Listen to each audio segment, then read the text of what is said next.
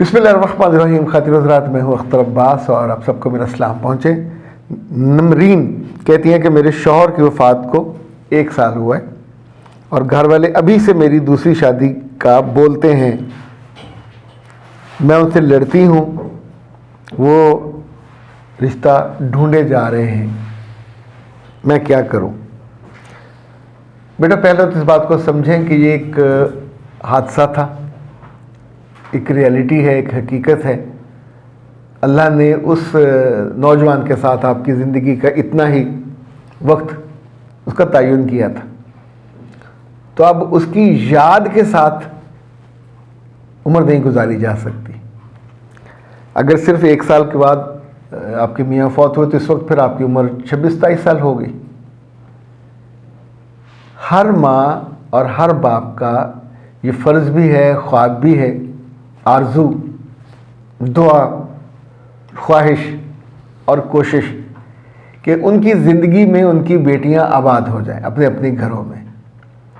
تو آپ کی ماں اور باپ جو ایفرٹ کر رہے ہیں میرے بچے، تو دل سے آپ ان کا شکر گزار ہوئیے گا.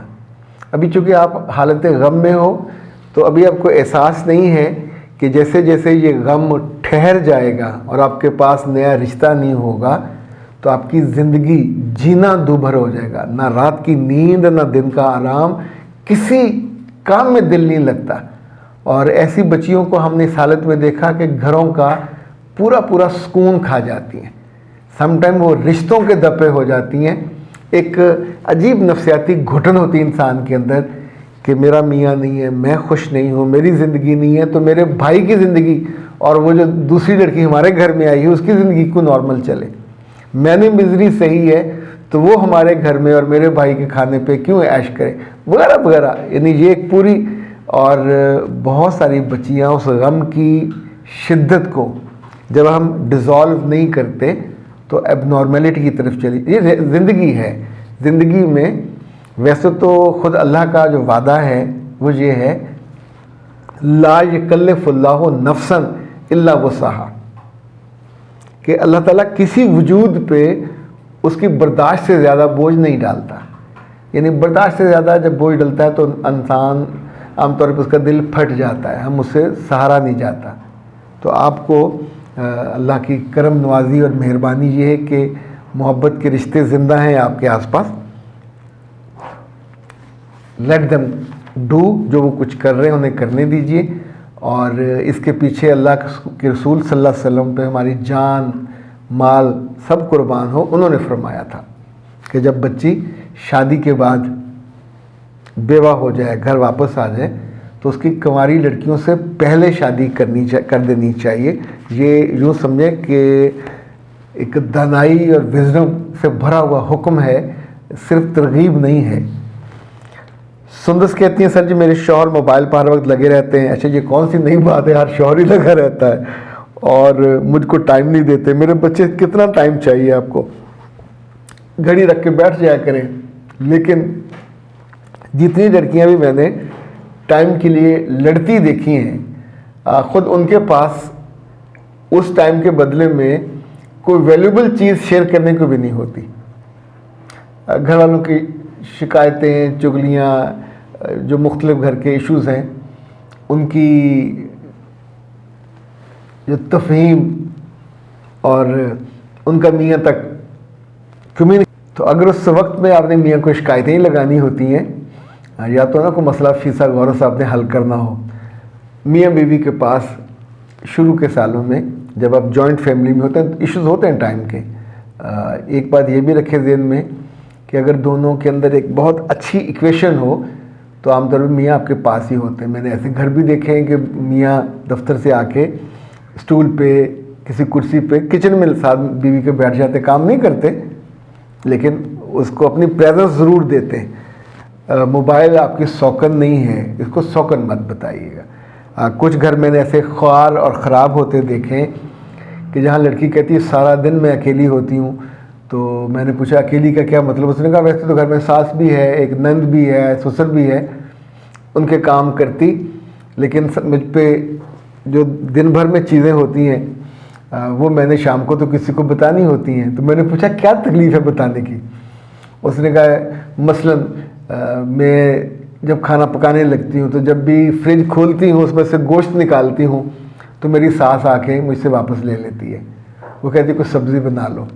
اچھا اگر میں گوشت نکالوں اور کہوں کہ آج بریانی بناتے ہیں تو ساس چپ رہے گی، پھر کہے گی نہیں تم مٹر ڈال کے بنا لو یا چنے ڈال کے بنا لو یا کوئی اور جو سبزی وبزی وہ ڈال کے بنا لو۔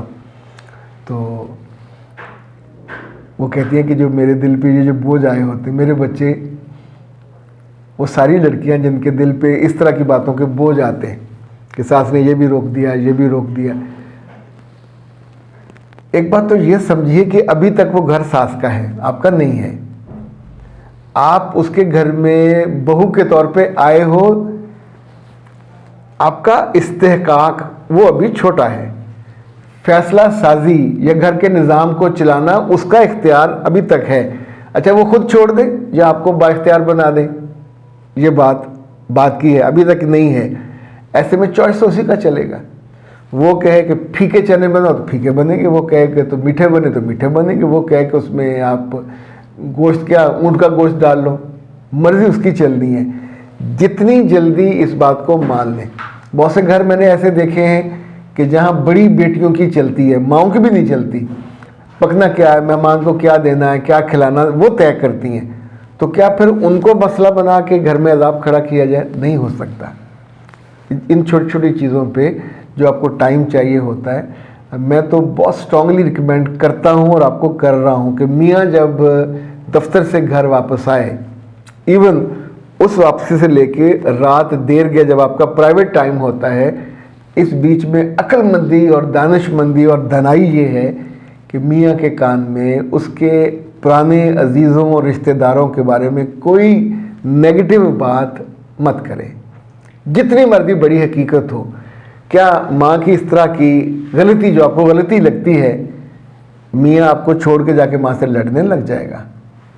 اگر صبح اس نے جا کے ماں سے کہا کہ ماں کل آپ نے اس کو گوشت نہیں دیا، یہ نہیں کیا، وہ نہیں کیا، تو میرے بچے اس کے بعد ماں جو روئے گی اور ماں کے آنسو زمین پہ نہیں گریں گے، میاں کے دل پہ گریں گے اور آ کے پھر آپ کو وہ رلائے گا، آنسو سے رلائے گا۔ تو کچھ بیوقوفیاں کرنے سے انسان کو اپنی زبان کو روکنا چاہیے، رک جانا چاہیے۔ ٹائم جو جیسے ہم کھانا کھاتے ہیں اتنا ہی کھا سکتے ہیں جتنی ہماری ضرورت ہوتی ہے، ٹائم کا بھی یہی مسئلہ ہے، جتنی ضرورت ہوتی ہے مل جانا ہے، بازار جانا ہے، اپنے ماں باپ کے گھر جانا، کہیں اور جانا، ٹائم مل جاتا ہے، گپ کیجیے گا۔ بندہ کبھی کبھی باہر چلا جاتا ہے گھر سے، لیکن ہر وقت اس کو ایشو بنا کے جب آپ میاں کے کانوں میں زہر گھولو گے تو وہاں سے کوئی مٹھاس نہیں نکلے گی، کڑواہٹ نکلے گی، وہ تھوڑا آپ سے اور دور ہو جائے گا۔ تو ساری لڑکیوں کو اس نادانی سے بچنا چاہیے۔ اختر عباس کو اجازت دیجیے، السلام علیکم۔